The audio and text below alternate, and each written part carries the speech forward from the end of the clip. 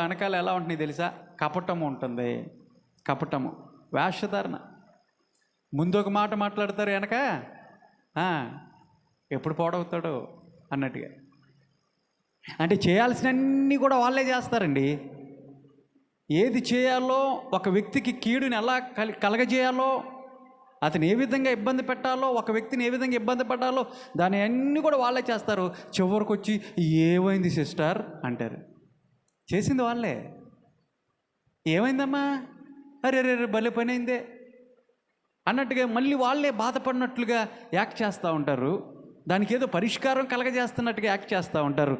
దాన్ని బైబిల్ ఏం చెప్తుంది తెలుసా? వేషధారణ, కపట బుద్ధి, కపటము. తెలీదా వాళ్ళకి?